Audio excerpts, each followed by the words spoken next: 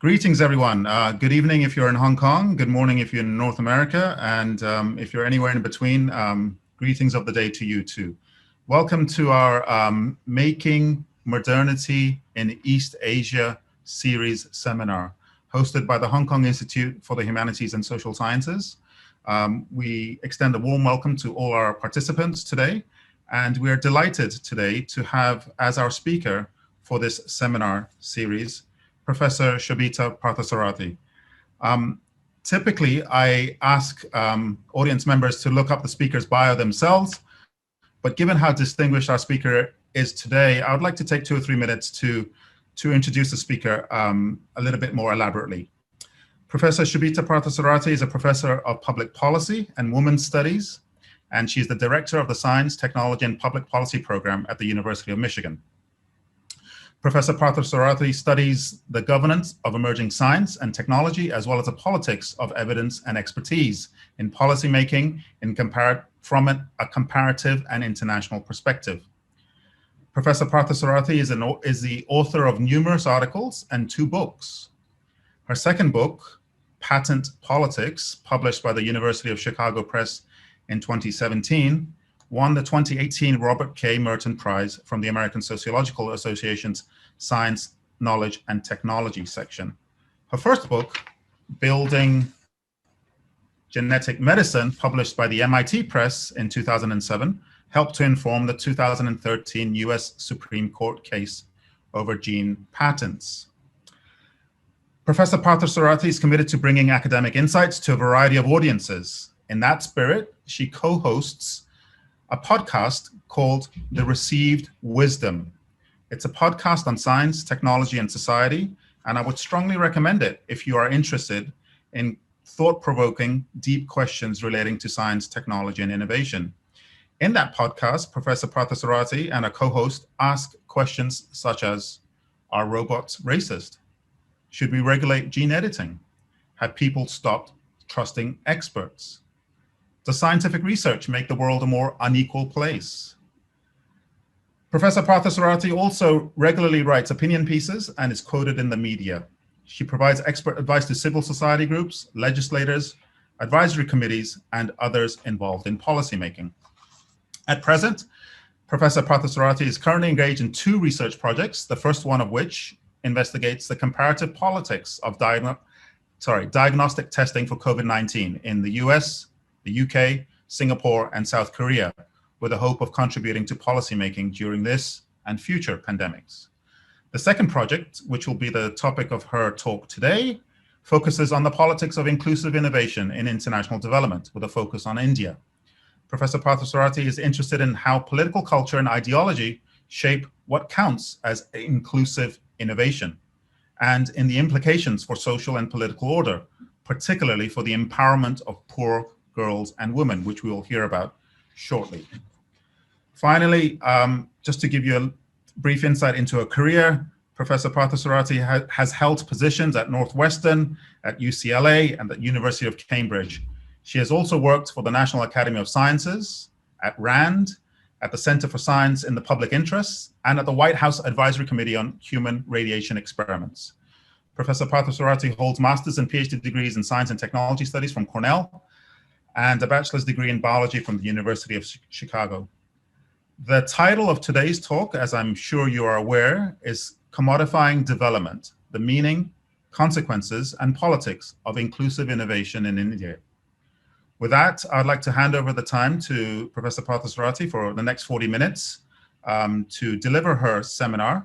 And just a brief reminder to audience members, if you have questions, you're more than welcome to ask, but please be sure to pose your questions in the Q&A box on your Zoom screen, in the Q&A box, not the chat box, not anywhere else, but rather in the Q&A box in the Zoom. So with that, I will henceforth mute myself and hand over the floor to Professor Shobita Parthasarathy. If we were here in person, there would be a loud round of applause. Alas, we are on Zoom. So please think of it as a large round of applause for you, and I'll leave the time to you. Thank you very, very much, Professor Sharif Nab. It's Wonderful to speak to all of you today. Of course, I was supposed to come to Hong Kong almost a year ago. So much has changed in the last year, but at least we have learned how to take advantage of these kinds of virtual spaces so that we can still connect with one another. So, as Nab said, I'll be talking to you today about one of the two projects that I'm spending most of my time on these days. Of course, this was the main project I was doing until COVID really hit around the world. And that is a focus on, I've been interested for a while in thinking about humanitarian technology, or tech for good, data for good, and thinking about there has been a growing concern about the implications of technology, and I started to search, having done a lot of work in biotechnology for many years, to look for how we might design technology better for the people, which has always been something that I have been interested and passionate about. And a few years ago, I discovered the rise of inclusive innovation. And sometimes inclusive innovation goes by the name of grassroots innovation, sometimes social innovation. And we see it in all sorts of places, including domestically, for example, in the United States. But one place where it's had an enormous impact has been in the world of international development. And here we see a couple of things happening. One is the rise of offices of innovation or inclusive innovation in international institutions like UNICEF, like the US Agency for International Development, the UK's Department for International Development. We also see new kinds of institutions emerging, like in India, we have a National Innovation Foundation that has emerged, new kinds of innovation incubators, that are standalone, new conferences like the Social Capital Markets Conference held every year. And we also see competitions. MIT and other institutions are creating inclusive innovation competitions to kind of essentially inspire people to innovate for public good. That's generally the way we think about it. And sometimes that's through august institutions like MIT, and sometimes it's simply through GoFundMe pages. So there seems to be this rise of inclusive innovation, that is rise of innovation that's supposed to be explicitly for good, for humanitarian purposes of some kind. And it seems to be decentralized. It's also to a large degree privatized. And I'll talk about that a little bit more in a second. So in the research that I've done, I've noticed a few things that I think are distinct about inclusive innovation. So the first is that it is, while it is on the one hand very decentralized and proponents would argue democratic in key ways, and I'll talk a little bit more about that in a second, it is also part of the turn since the 1970s and 1980s towards privatization and neoliberalism in international development, but just, of course, more generally, this is a phenomenon that's happening in policymaking, that we believe that when it comes to policy, and specifically here, we're talking about social policies, that privatization is the way to go, that it will create increased efficiency, reduced corruption. And in the innovation space, what that means is a focus on technologies that tend to be those that are ripe for the marketplace. So what does that mean? Ripe for the marketplace means that the technologies, that the material objects are standardized, commodified, patentable, scalable objects. Usually I'll be talking about objects really today, but we're also talking about processes and services that are enabled by the private sector, but also the public sector in concert with the private sector towards these kinds of goals of improving society, but by leveraging the market to do that. The other thing that distinguishes inclusive innovation is that, as I suggested before, there's a bottom-up sense to it, that it is not just about innovation for the poor, but also innovation by the poor. And so you have a cluster of bottom-up innovation approaches, and the idea is that they consider more perspectives. So one part of that is very famous. In fact, a professor who has since passed away, but a professor at University of Michigan who came up with the idea of social innovation, and the idea that large companies could in fact do well by doing good if they took the needs of consumers at the base or bottom of the pyramid, that is the wealth pyramid, into account, that they could actually make a profit by, for example, offering shampoo in small sachets and charging less money, that those kinds of things could create more new markets, but also lift up those communities. And then at the same time, there's a lot of interest in grassroots innovation as part of this. That is, ideas by people who have a lot of knowledge, but don't have a lot of resources, and that they can also participate in this, in the innovation process, and therefore contribute in a big way to social change. And this latter piece in particular has been something that scholars in my field, science and technology studies, have been extremely excited about, because for many years, STS scholars have talked about citizen knowledge, lay expertise, and this is one way to leverage that in the innovation process. We're also often talking usually about little development devices rather than, as for example in the past, when we think about innovation for development or technology for development, we tend to talk about giant infrastructural projects. Here we're usually talking about little devices, and often there's some sort of educational component to convince users to adopt those technologies. Those technologies are also often low tech. The process seems evidence-based. Science tends to play a central role in justifying these, the adoption of these technologies. And then finally, as you can already suspect from the focus on grassroots innovation, there's also a framing of this arena as being more democratic, more inclusive, that it involves the desires of people, that it respects the desires of people, and that it also empowers them in the process. But of course, as I've already suggested, technology isn't new to development.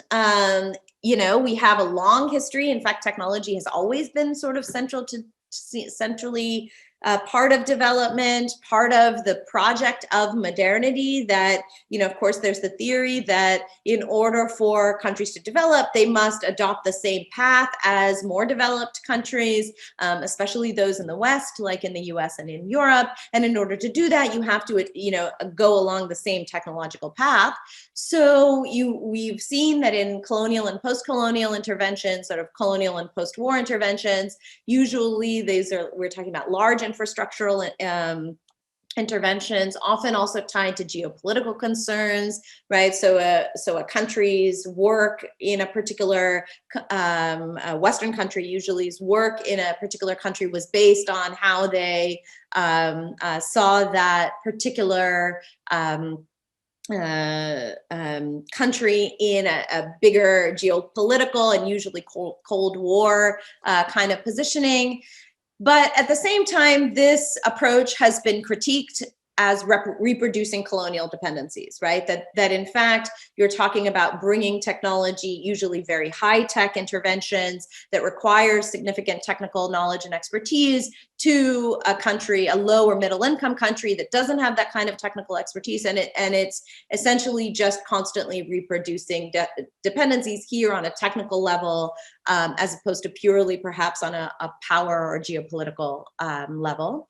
The second area where we've seen technology playing a major role in development has been in the 1960s and 70s, and that is starting with Gandhi's idea of village industries and locally driven empowerment in the 1940s. But the idea is that technology is necessary, but at a smaller level, and that technology needs to be tailored to local needs. And that has usually been framed as, or known as, the appropriate technology movement.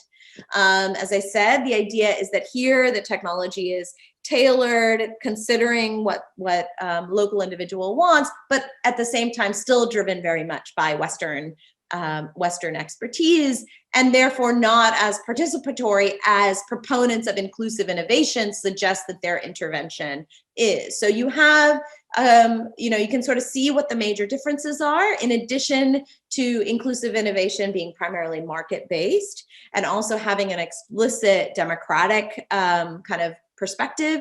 There's also a couple of other things that I think are key here. The first is that the earlier interventions were generally at the state level or the community level, and at the inclusive innovation, when we're talking about inclusive innovation, often we're talking about individual empowerment. And the other big distinction is that, of course, in the colonial and post-war era, we're talking usually about large infrastructural interventions. And here we're talking, it looks a little bit more similar to appropriate technology in the sense that we're talking about small interventions and often low-tech interventions as well. So in approaching inclusive innovation more generally, I have a number of questions that drive this research project overall. And I'm really interested in thinking about, is it such a break from past eras of development? What does inclusion really mean here? Inclusion increasingly is batted around as a mode of ensuring that, especially in an era of rising inequality, that everyone's needs are considered. What does that really mean when we talk about innovation? What kinds of problems and solutions become the focus? And perhaps to reframe that a little bit, given the sort of ideological presuppositions, for example, market ideologies, how does that shape the kinds of problems and solutions that become the focus, the solutions that are designed, the consequences, what are the implications? Are these interventions really more democratic? What is the role of the market? Do those two things work together? Do they become oppositional to one another? And here I focus on India. Now, as you could probably tell, India has been a central part of the development story in many respects, but it has a particular, certainly we can think about it in the context of Gandhi and the appropriate technology movement, but we see it specifically having an impact on inclusive innovation. So I mentioned that the kind of father of the notion of social innovation is from University of Michigan. He was an Indian immigrant. He came from India. And the major proponent of grassroots innovation is also Indian. He's based at the Indian Institute of Management in Ahmedabad, a sort of very prestigious institution there. So, India is really at the forefront. And India also has, as I already mentioned, this National Innovation Foundation that was created about 10 years ago. And the purpose of that is primarily to foster this kind of innovation. So in doing this work, I should just step back and say I'm influenced by a couple of strains of scholarship, primarily in science and technology studies, but then also more generally in post-colonial studies. And the first is just thinking about the social construction of technology and the fact that, of course, in order for technology to exist, in order for technology to work, it needs social actors, material artifacts, and also I've argued in the past, they're dependent on particular kinds of political cultures and ideologies. I'm also influenced by work on gender and development, and most notably, I'll just mention for the purposes of this talk, the idea of, so for a long time, there's been a concern in literature on gender and development that a lot of the interventions tend to reproduce the idea of what Chandra Mohanty calls the third world woman. And in this context, she talks about how the third world woman is constructed as being sort of a lesser version, essentially, of the Western woman. That is, that they share a lot of characteristics, that they're defined primarily by their gender, and yet because the third world woman is constrained by patriarchy and backwards culture, she is more dependent and more in need. And so I'll return to that concept throughout my talk. And so I just wanted to define that briefly here. And then finally, the ideas around co-production of science, technology, and social and political order. And here, what I'm particularly focused on and interested in for the purposes of my work is what kind of world is inclusive innovation bringing into being? Right? From the proponent's perspective, the world that innovation is bringing into being is a more inclusive economy and a more democratic and empowered citizenry, right? The question I have is, what does that actually look like if we look in particular at one technology or one kind of problem? And here I'm focused on menstrual hygiene management innovation. And I'll talk a little bit more about that case in particular today. Just briefly, I want to mention that I do qualitative work. I also do what's called interpretive work, which means that I do a lot of work to understand a particular case. In this case today, I'll be talking, as I said, about what's called MHM. And then I use that in order to identify and understand social patterns more generally. So to use the case to kind of develop a broader understanding. And I use a variety of different qualitative methods. For this project, I've done a number of interviews with academics, social innovators and entrepreneurs, domestic and international NGOs, Indian government officials, philanthropic organizations, most of whom have been in India, but I've also done some research in the US and in Europe. Obviously, a lot of this work has been cut short due to COVID, unfortunately, but I'm hoping to restart that in the coming year. I've also done a lot of document analysis, looking at policy reports, media coverage, websites. And I should mention that I did a systematic content analysis of the sort of intellectual history of MHM, and I'll talk a little bit more about that today. And then finally, I've done ethnographic observation, most specifically for the purposes of this case, with people who are actually working on MHM innovation and also training for citizens around MHM. So if this were a regular talk, this would be a sort of audience participation moment where I would ask all of you, whether or not you've heard about the power, the promise of menstrual hygiene management and saving girls and women.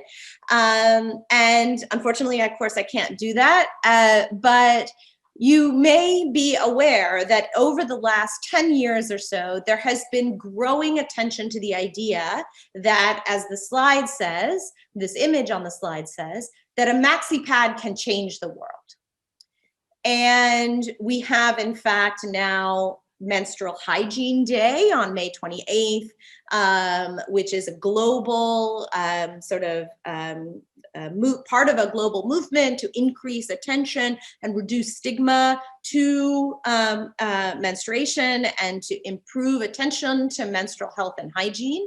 There's a great deal of focus on, as you can see in these images here, breaking the taboos, educating girls and women, and that this will in fact empower them, that these girls and women are oppressed because they have poor menstrual health and hygiene, and that they can break the silence, become a superhero, and realize their dreams if only they have better MHM and specifically access to affordable disposable sanitary pads. And this has translated not just in the innovation world, but it's broken out into the mainstream.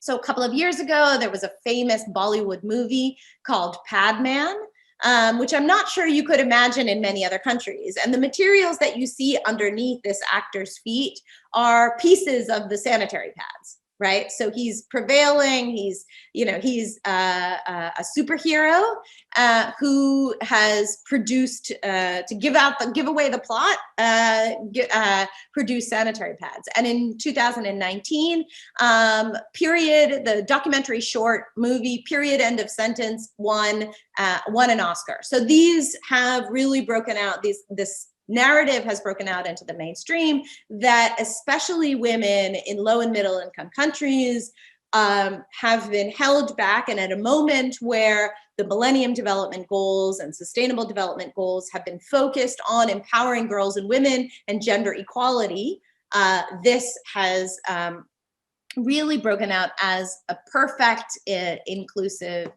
innovation. But perhaps contrary to what you might be thinking, the idea that menstruation was a problem, or that menstrual hygiene management was a problem, was not sort of an age-old problem that girls and women in low and middle income countries were experiencing for generations, and now we have this wonderful innovative solution. Rather, it is a phenomenon that has really arisen over the last 15 years or so. For example, there's no attention to menstruation at the very famous 1994 Beijing Conference for Women, nor in the Millennium or Sustainable Development Goals.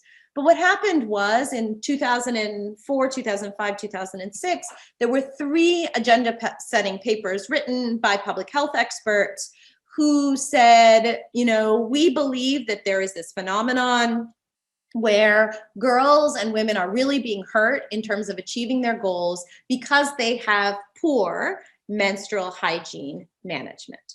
And they did a couple of things to kind of magnify the importance of that issue. They connected it to these Millennium Development Goals around health, but also around education. In particular, they argued that girls were missing school and sometimes dropping out of school completely because around puberty, they did not have proper access to affordable sanitary pads, and or generally more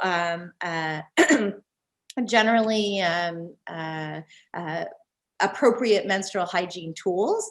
They also, these scholars argued, they also didn't know enough about their menstruation, and they were subject to myths and taboos that were also problematic, that were preventing them from having good menstrual hygiene management. So these papers proposed a number of solutions. They suggested, for example, that schools have better toilets, access to private toilets, simple things like ensuring that the door's locked, that there was adequate water, that there was soap, that they could wash themselves. They also suggested that girls have access to affordable and disposable sanitary pads. And it's worth stepping back for a moment and saying that in the Indian context, at least, and I should mention, right, this is a conversation that's happening across many low and middle income countries, most notably in Africa and South Asia. But in the Indian context, at least, most girls and women used cloth to manage their menstruation. So they would use either new pieces of cloth or recycled pieces of cloth. And in India in particular, you know, you can imagine a place where a lot of its economy is based on textiles, right? Both production and distribution of textiles, that it makes sense on some level that they were using cloth to manage their menstruation. So almost immediately, the UNICEF and the government in Tamil Nadu, which is a South Indian state in India, established a scheme to provide affordable and disposable sanitary pads to adolescent girls for a very small, basically nominal fee. Now, this was at a point where there wasn't much research done. People didn't really know. These agenda-setting papers had suggested that they thought that MHM impacted girls' education. They didn't really have any evidence of that. But the UNICEF initiative framed the response as responding to concern about girls' education.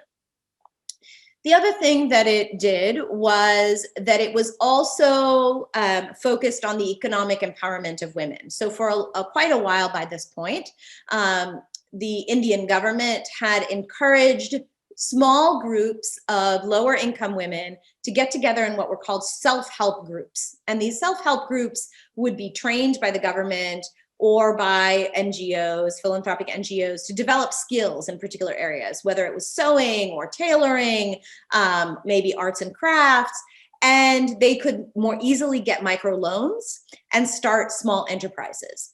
And so UNICEF took advantage of this program. It purchased sanitary pad making machines and helped these women develop essentially small businesses in making these affordable disposable sanitary pads, and then purchased those pads for the purpose of this initiative. So what that meant was that this initiative was both helping girls in addressing their needs around menstrual hygiene management, and it was helping women generate income, and empower themselves economically, right? So it seemed that this simple solution really solved this problem that these researchers had identified, these public health experts had identified. And it seemed like, for those of us in the STS field, we were attuned to this idea of the simple technological fix, right? And it seemed really like this wonderful, simple technological fix. Simultaneously, an international research field forms. And it's worth stepping back and considering that this field could have taken a variety of directions. We could have imagined work that might have been more participatory, historical, or ethnographic, that looked at, what are the practices for girls and women? In what ways do they work for these girls and women? In what ways do they not work? To what extent do girls and women see menstruation as being a major barrier for them, a major problem that a solution, some sort of technical solution might fix? You might also look at indigenous knowledge systems, for example, particularly in a place like India, where even the government has created a ministry focused on indigenous knowledge, that this might be something that they might look at. In what ways might girls' and women's practices actually work for the real lives that they have, the indigenous knowledge systems, the practices, regular practices. But the vast majority of work was not in that category at all. Rather, it was focused on what's called the knowledge, attitudes, and practices approach, which is a common approach in public health, used in family planning, used in global health. And basically, the knowledge, attitudes, and practices approach uses surveys for the most part, and sometimes in-depth interviews as well. And they have kind of a standard protocol. And in this case, they asked substandard questions about menstrual management tools that girls use, primarily girls. The studies were focused on adolescent school girls, but to some degree, there were some that were on women as well. The attendance and performance in school, restrictions and prohibitions during menstruation, their knowledge about the physiology of menstruation. Now, this method has a benefit, which is that when you're talking about a problem that is an international one, you can create generalizable knowledge, right? Because you have a single instrument and you're testing, variations across places. But of course, at the same time, it emphasizes that it constructs a problem that is a single problem, that is a global problem, that varies by degree, perhaps across context, but not by kind. And so, I argue that is a crucial thing that this scientific field did. It didn't look at the specificity. It wasn't interested in the specificity. And in part, this is also tied to the solution, right? The solution, which is standardizable and scalable, wasn't, that kind of solution wouldn't accommodate a problem that was varied across contexts, right? It also kind of wanted a single global problem. And so the findings, not surprisingly, right? So the studies assume a problem and are looking at variation. The findings then are also demonstrating that girls have inadequate knowledge, they're subject to specific cultural myths, taboos, and beliefs, they have inadequate access to materials, but this evidence is very uneven. For example, when it comes to whether or not girls are dropping out of school, there's not much evidence, and whatever evidence there is varies wildly. So it's not clear that it is actually having this kind of educational impact. It's also not clear that there's a major health impact of potentially the problems that girls have because they don't know enough about their menstruation, or they have these cultural myths, taboos, and beliefs. At the same time, the way that these studies talk about it, however, is that clearly there is a problem because these girls are subject to misinformation, they don't have proper practices, they are essentially, to put it in Chandra Mohanty's terms, they are primitive, they're ignorant, they are trapped by the culture, but they have a problem that is more extreme than what Western women experience. Western women also experience stigma, but they have found ways to evolve. But the third world woman in this context has not evolved, is not able to evolve herself. And they also talk, and I'll return to this in a moment, they also talk about how these girls and women lack power, they lack dignity, and therefore, the simple, clear solution is potentially sanitary pads, and specifically affordable disposable sanitary pads. And I just want to remind you that when those first agenda setting papers talked about a variety of different solutions, but we've quickly focused here on the synthetic, scalable, potentially commodifiable solution of the disposable sanitary pad. So the next stage that I identify is that the kind of ideal inclusive innovation, that is the affordable disposable sanitary pad, solidifies further through more significant government intervention. So in 2010, the Indian government establishes a national scheme that builds on that regional scheme that I mentioned that UNICEF had driven. It's essentially the same.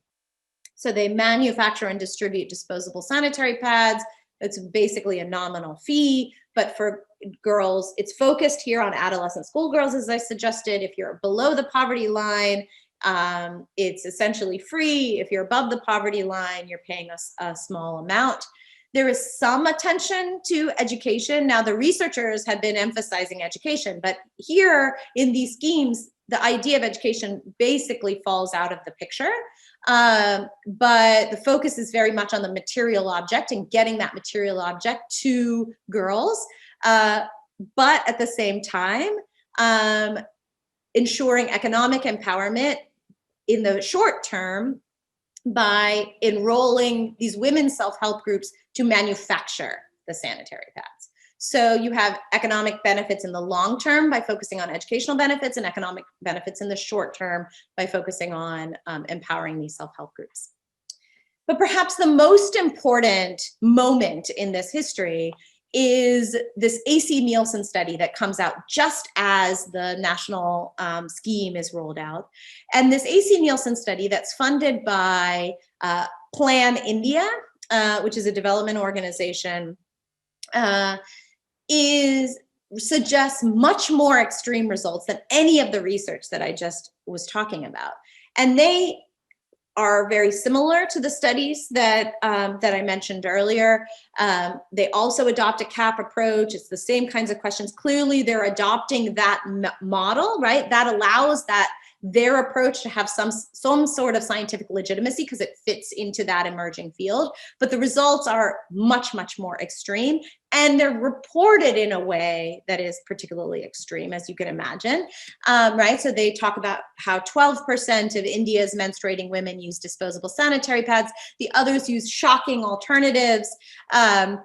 That reproductive tract infections are 70% more common, that girls miss 5 days of school a month due to menstruation, 23% drop out completely after they start menstruating. And this research is done, I should mention, on, they say, about a few thousand girls and women, and then a few hundred gynecologists.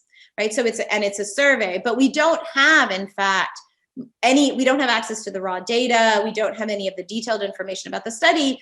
In fact, really the only information we have is this Times of India report. And it's also important to mention that, for example, just on the educational point, just to provide an example, one of the responses to this, I should mention that there hasn't been a lot of challenge or controversy or opposition to this stabilization of menstrual hygiene management and sanitary pads as a solution, but there's one woman who has challenged some of this. And she mentions, for example, that about the same number of boys drop out of school around puberty, and she asks, cheekily of course, whether or not that means that they should be given sanitary pads. But that kind of information, that boys are also dropping out around, I think it's 20% around puberty, which suggests that it's probably more about cultural questions. It's about moving to work, for example, that it's not about menstruation. That kind of information isn't getting covered anywhere, not just in the media, but among philanthropic organizations, et cetera. So by now, the CAP study has become an accepted way of knowing India's women and girls, hearing their voices. It's legitimated through media, NGOs, and government. The study results of the Times of India, Plan India study is getting reported everywhere. It also, at a moment that India is really trying to build its economy and be recognized as a world player, people are embarrassed by these results. And it is also, it's legitimate both scientifically, but it's also legitimate because it appears to allow girls and women to speak through these surveys. So all of these things are happening to essentially ensure that these results are seen as legitimate.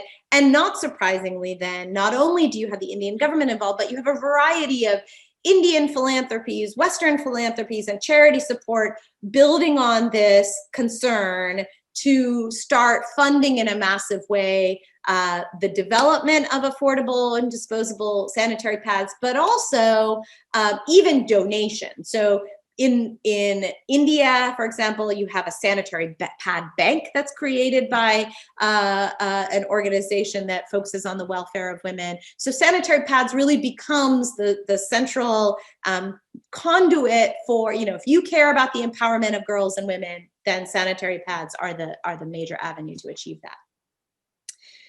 At the same time, I think there's an important story here, and that is to go back to the story that I suggested initially of Padman. Again, I've done this at a few strategic points, and I think it's always important when you're telling an innovation story to talk about the paths not taken.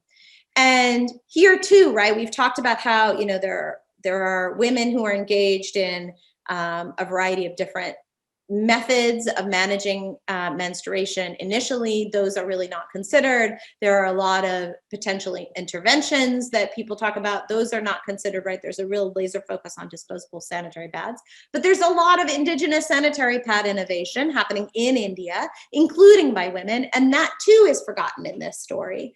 Instead, if you were to Google the name Arunachalam Muruganantham or look at Padman or watch period end of sentence, you would be forgiven for believing that the story is that there's a big MHM problem and that this man, Arunachalam Muruganantham, realizes that he can create a sanitary pad making machine and develop low-cost disposable sanitary pads using that machine. He has a innovation story in which he, realizes when he gets married that women menstruate and that it's a problem and that disposable pads are very expensive. So women use cloth, and that he thinks that's problematic. And then he starts to innovate, and he risks ostracism. All of the stories, whether it's in the BBC or the New York Times, and there are countless stories, they all tell the story of how he risks ostracism from his family, from his community, to engage in innovation. And he develops this sanitary pad making machine. He receives awards from the Indian Institute of Technology in Chennai. He is based in South India, in Tamil Nadu, and also from the National Innovation Foundation that I mentioned earlier, that laud his innovation, help him establish a company that sells machines at cost to these women's self-help groups. So he is an important part of the story that helps to justify even the early 2000. I mentioned that the UNICEF initiative is 2006, right? So he's one, not the only one, but he's one of the suppliers of those machines, even to that early initial 2006 UNICEF initiative. But he then sort of his reputation explodes over the next decade or so. He gets massive recognition. He's given a TED Talk, a talk at the UN. He sat on stage with Bill Gates and the head of the US National Institutes of Health to talk about cultures of innovation. He won the 4th highest civilian honor in India. And it is important to note that he has, he comes from humble beginnings. He's a tinkerer. He does not even have a high school education.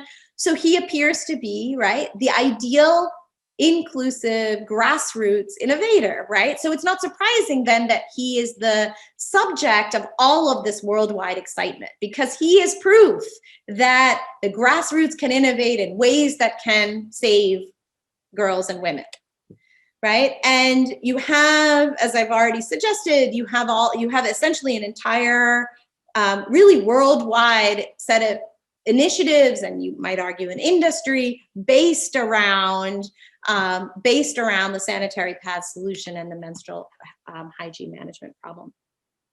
Before I conclude, I just want to mention a couple of things. The first is, I'm going to talk a little bit about what this means for girls and women in particular.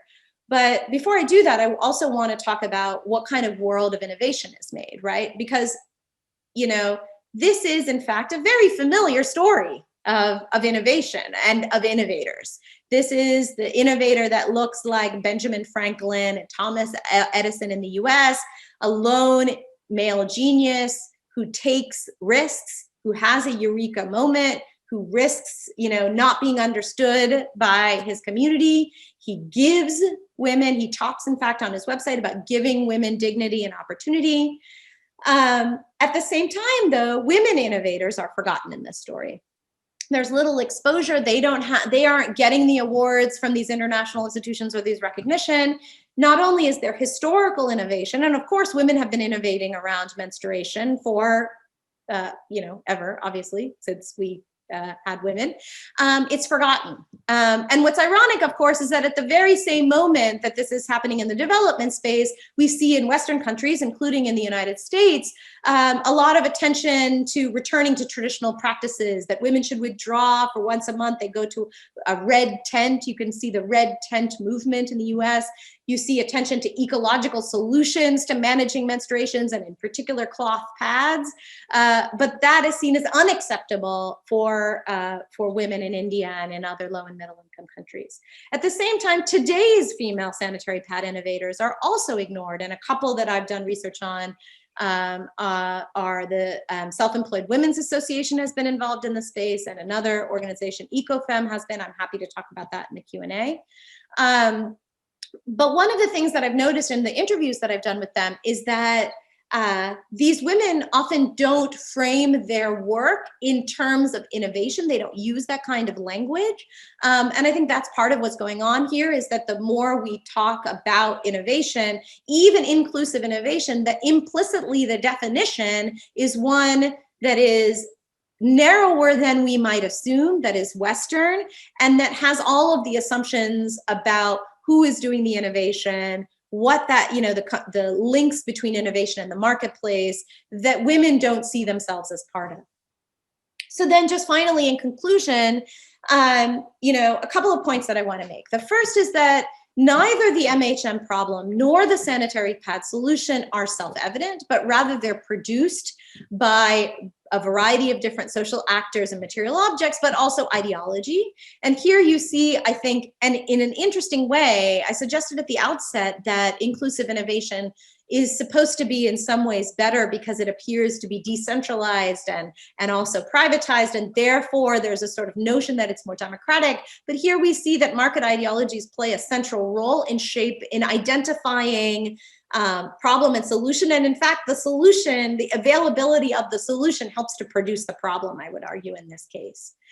And that when we talk about inclusive innovation, I think it's important, at least our current definitions are actually quite limited. There's a narrowness to our definitions of inclusion that I think are problematic if we really want to deploy innovation for inclusion, but also for really, at the end of the day, the purpose of inclusive innovation is to address rising inequality. And to address rising inequality, we then need to understand two things, I would argue. The first is, what are the presumptions underneath our dominant innovation ideologies? And then at the same time, what are the processes of innovation that are outside, that are not captured by those dominant innovation ideologies, especially among those who are the most marginalized and women institutions like the National Innovation Foundation and other institutions in the US and around the world, and including in India, that are focused on inclusive innovation don't interrogate those kinds of things, right? The implicit message is that by opening up to new innovators, it becomes more inclusive. And what I'm arguing here is that that isn't enough, and it's certainly not enough to achieve the goals that we want to achieve. And so at the end of the day, what I'm hoping is those kinds of lines of inquiry, which hopefully I can participate in, will allow us to consider the practices and policies that we might implement that that might value these alternative forms of innovation as well as innovators. So I'll stop there and perhaps look at the questions. I see that we have one question, which is about digitization. And I guess everybody can probably see the question, but whether or not digitization is conducive to socioeconomic inclusion and responsible development. So my argument would be that just like any of these interventions, it may or may not have beneficial impacts. But I think the problem is the assumption that it will, and the lack of inquiry of what people in these contexts actually want, what are their methods of development. And we've already seen, for example, methods of innovation. And we've already seen, for example, in the context of demonetization in the US, in India, which was in essence, or at least largely, an effort to move the Indian economy, especially the Indian informal economy, to move that to a more digital economy, more legible, but also digital, right? Using apps to do banking, to get people involved, that it had very severe consequences for low-income people, that it wasn't as inclusive as it appeared to be. And so to me, that is a sign that not only are the right people not being asked, and here I mean the low-income people, but that that means that their priorities aren't necessarily being considered. But that in order for these kinds of solutions to be successful, that we really need to take seriously what are the processes of innovation among the marginalized communities, right? It's two moves, I think. And demonetization failed on both. And I find, when I look at some of these digitization initiatives, I am often concerned that they continue to be top down. They make assumptions about what publics want, rather than engaging publics in a central way. And that is where the problems begin. And so it may, and this is where there's a conflict, I would say. There are, and this is something I've been thinking about a lot, which is that at the aggregate level, sometimes some of these digitization options may be useful for, middle-class people in places like India. It may have some benefit. It may help to expand the economy in the aggregate at the macroeconomic level. However, if the interest is on addressing inequalities, in socioeconomic inclusion, then you have to think differently. It's not just a matter of choosing a technology that appears to be to have avenues for inclusion. It's about recognizing that the design of the technology itself and the ideology behind that design may actually be in conflict with the needs, interests, and priorities of the people that you're trying to include. And that's a place I think we haven't gotten to yet. But I'm hoping that the work that I'm doing can be a contribution in that direction. Thanks, Shobita. That was fantastic.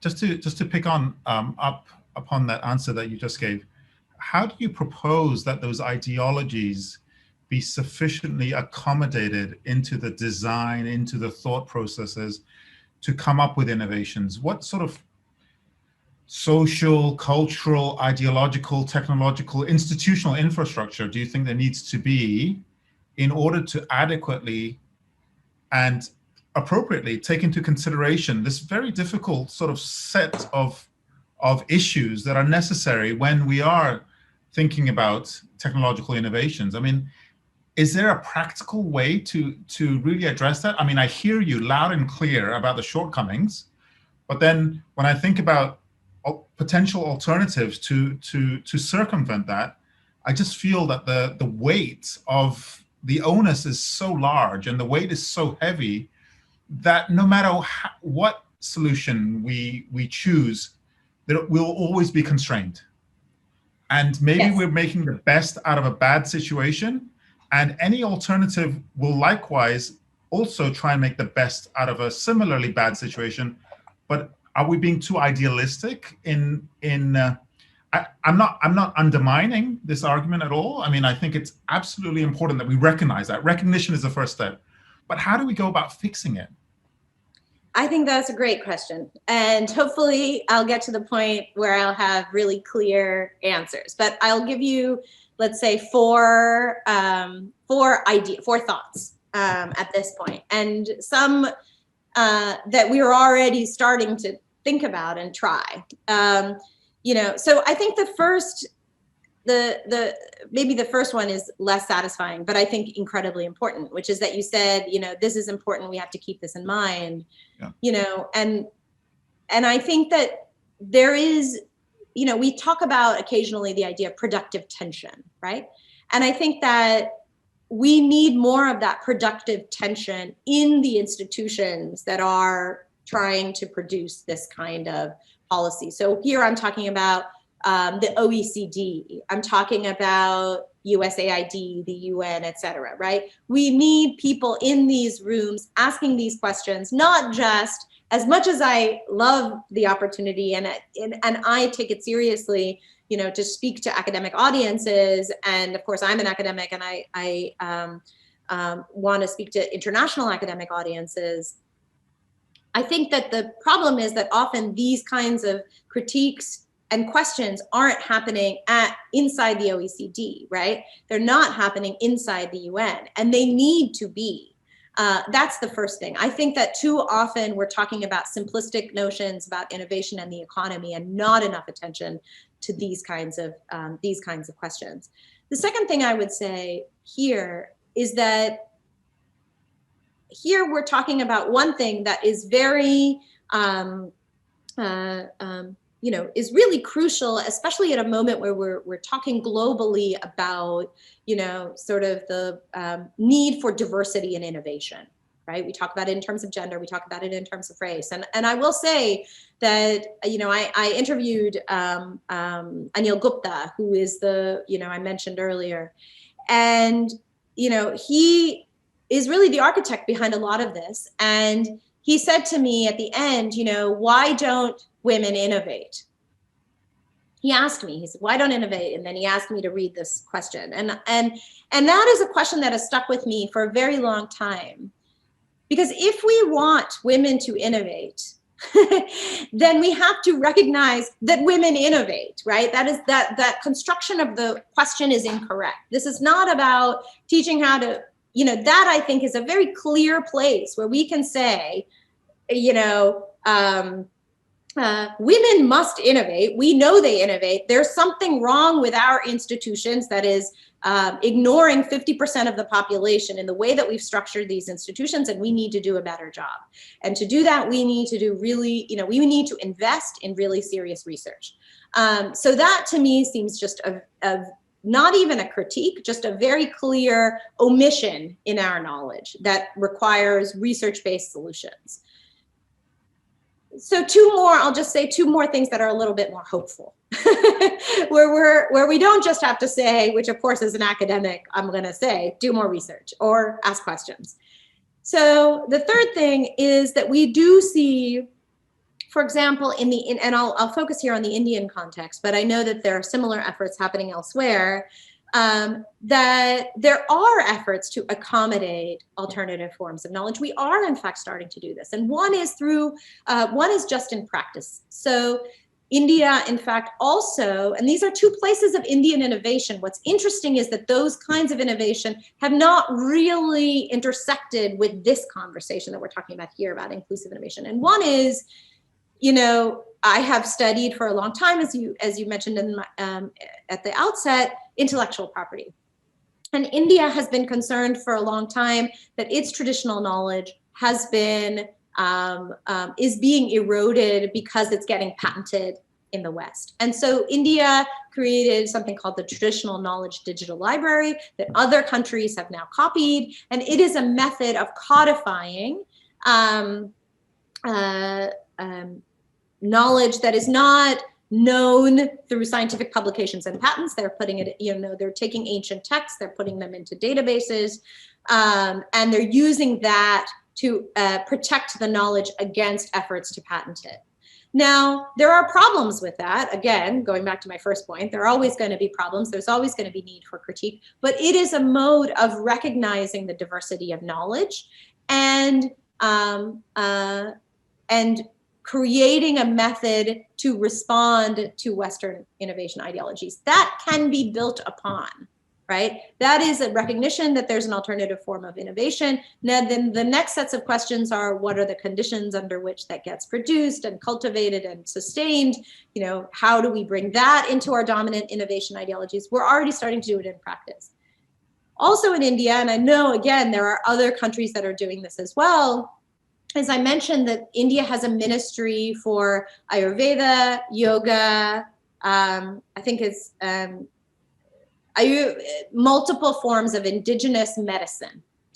And this is at present primarily a research institution, but it is acknowledging that in the Indian context, just as in many other countries, indigenous knowledge is used widely as a mode of providing medical treatment, right?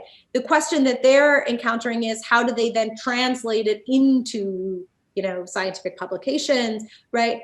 Those are moments of tension. There are questions that get raised, I think, that again, they need to think about, we need to think about as academics, we also need to think about as policymakers, which is what gets lost when you take Ayurvedic medicine and try to publish in Nature, right? There are different knowledge systems. But taking the diversity of knowledge systems seriously, acknowledging that they are important institutionally through new forms of practices is possible. The next question, I think, then is, how do you leverage all of that to actually ensure that it isn't just social practices, public health, medicine, and even science that diversify, but innovation and the economy that are truly diverse as well, because that's what we're talking about here, right? That's what the purported focus is to make the economy more inclusive. And essentially what I'm arguing is you can't do that if you assume that the only mode is the kind of traditional Western, you know, Western mode that's based in Enlightenment science thinking. And I can't help but think at that juncture, that's an excellent answer, by the way, about how important Western conceptions of innovation are connected to the commercialization of innovation. It's innovation for profit.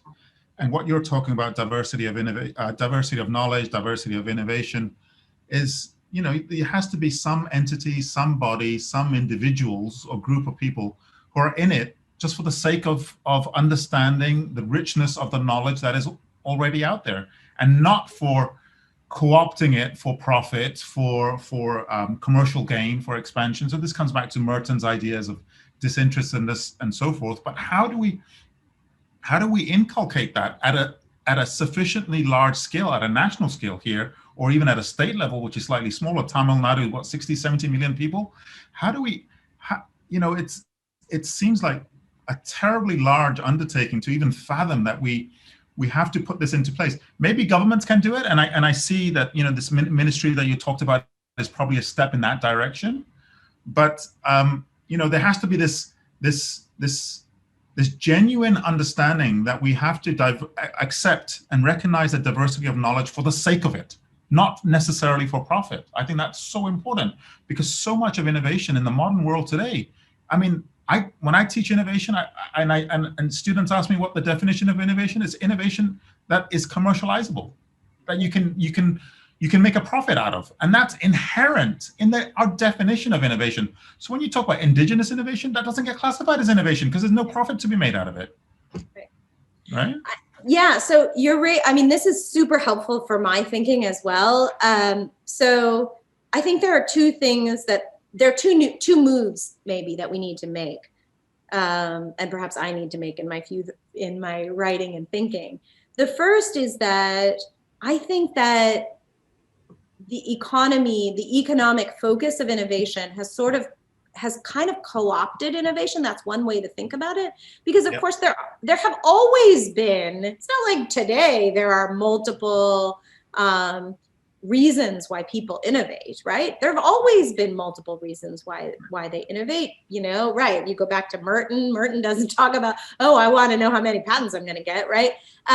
So in fact, that's something that's accelerated over the last 50, 60 years. And you even see that in the patent system where it's like every 5 years you have the double, it's like, I think it took 200 years to get to the first million patents in the US and 10 years to get to the second million, something like that, right? So people are innovating for all sorts of reasons, whether it's I need to deal with the problem that I'm facing, I want to help my community, I'm just curious, and most recently, I want to make a profit, right? So first is to maybe excavate that diversity. And I think that's important.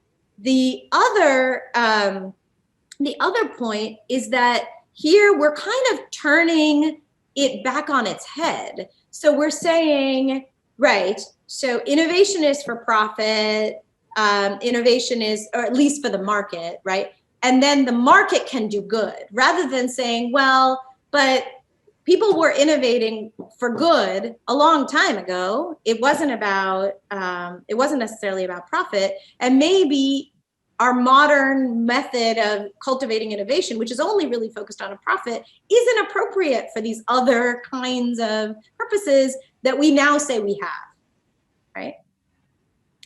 Yeah.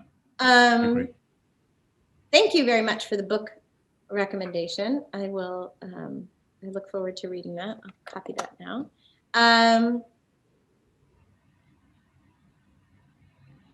Yeah, I think that the question about the problem of innovation for citations is also really key, right? And that is not, again, that's different from innovation for curiosity's sake. That is innovation for,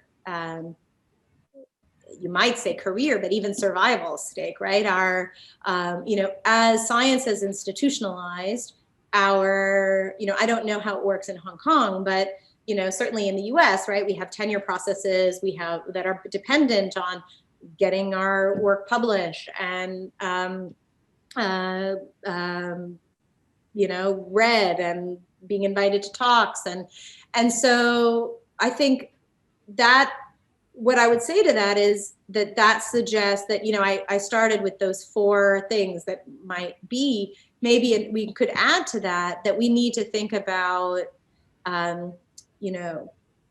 institutionalization at a much earlier level, right? We're talking about what kinds of institutions might we need that really allow innovation for innovation's sake, or innovation for the public's sake. And, we have to think creatively about what does that mean for dissemination of those results, right? Yeah, if it's not going to get published in Nature, at least not right now, does that mean we create new kinds of journals? But is that too limited? Is what we really need? Is this the kind of work that gets done by NGOs that are in a position of fostering the innovation and then immediately disseminating it in a kind of community-oriented way? What kinds of different institutions and practices might be useful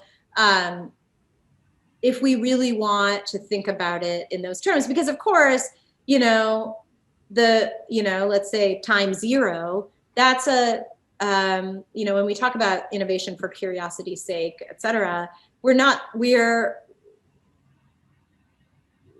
there's less institutionalization of science, of innovation. You know, it may or may not. I mean, if you go back to Chapin and Schaffer, you're talking about, or Boyle, and you're talking about gentlemen who are independently wealthy, who are engaging, right? So it's not that we're talking about fostering that necessarily, right? We're talking about fostering a particular kind of innovation that comes from the community, that clearly communities are doing, but finding ways to actually amplify that. And the Indian National Innovation Foundation is doing some of this work, I have to say, you know, but they keep getting, they've gotten more and more sucked in. And I think that that's another point, even with the ministry, I mentioned the Ayurveda ministry, is that, and the Traditional Knowledge Digital Library, they need more powerful support, I think, to maintain these institutions and the core functions, which are to produce a different kind of knowledge for a different kind of purpose than perhaps economic benefit or scientific benefit specifically. And I think just disaggregating that is so important, right? We don't disaggregating that, I mean, for the purposes of institution building, policy development, et cetera. One thought that just came to me, Shobita, is that maybe India could team up with other civilizations that have a long history, like China, the Middle East, and they could, because I mean, there's indigenous medicine and traditional Chinese medicine in China, in the Arab world, similarly so. And if these similar sort of states could get together to push forward, I mean, that's an ambitious agenda, but that might be one way of doing it. I think there is some of that starting to happen, in the sense that I know that Traditional Knowledge Digital Library, for example, that India went to a number of, you know, has exported that model and worked with other countries to do the same. You know, and I've been to, I gave talks in Beijing a number of years ago about some of this, so I know some of that work is happening there. But I agree. I mean, those are just the start. The question is, how do you leverage all that and leverage the real power that these countries have collectively to actually challenge the dominant notions? Yeah. Okay, we've been going for about 70, 80 minutes now. I don't see any further questions, so I would just like to close by thanking you once again, Professor Parthasarathy, for that excellent, enlightening, and thought-provoking talk over the last 65 minutes. It was delightful. Thank you for your time early in the morning in Michigan. Thank you for the audience to participate. Once again, if we were face-to-face, you would hear a loud round of applause, but in a virtual setting, I'll do it on my own. And thank you once again. Really appreciate it. Thank you so much. This is really, really scintillating conversation. So. Great. See you. Thank you very much. Take care. Thanks, Nap. Bye. Bye.